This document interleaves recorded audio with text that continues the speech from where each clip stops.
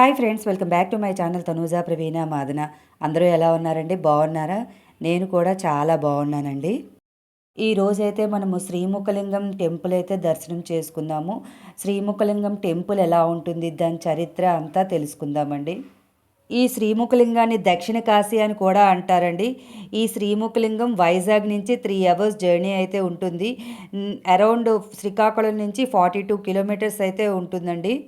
ఈ ఆలయానికైతే 2800 సంవత్సరాల నాటి చరిత్ర అయితే ఉందండి. ఇది చాలా పురాతనమైన ఆలయము.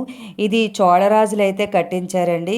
ఈ మెయిన్ టెంపుల్కి 4 సైడ్స్ శివలింగాలు అయితే ఉంటాయండి. ఇది ఒరిస్సా కట్టడాల్లా ఉంటుంది. ఈ టెంపుల్కి ఎక్కువ మంది ఫ్లోటింగ్ అది ఉండరండి. అండ్ శివరాత్రి అండ్ కార్తీక మాసంలో ఈ టెంపుల్ అయితే చాలా బిజీగా ఉంటుంది.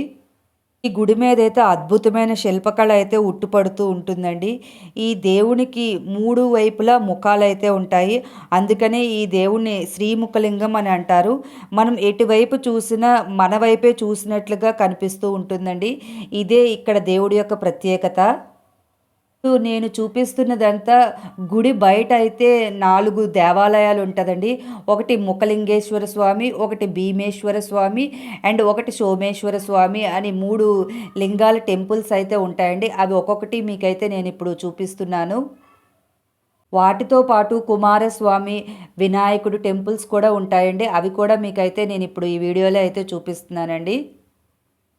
కాశీలో లింగం, గంగలో స్నానం, శ్రీశైలంలో శిబిరం, శ్రీముఖలింగంలో దర్శనం చేసుకుంటే మనకి మోక్షం కలుగుతుందని ప్రజలందరూ భావిస్తూ ఉంటారండి.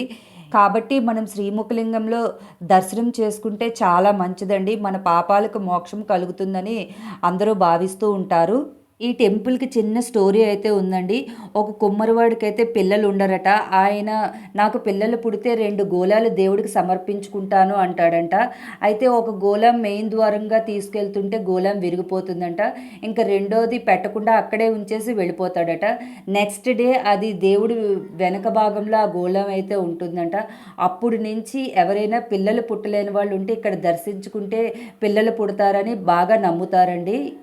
ఇప్పటికీ ఆ గోళం గర్భగుడిలో దేవుడి వెనకాతల భాగంలో ఉంటుందండి.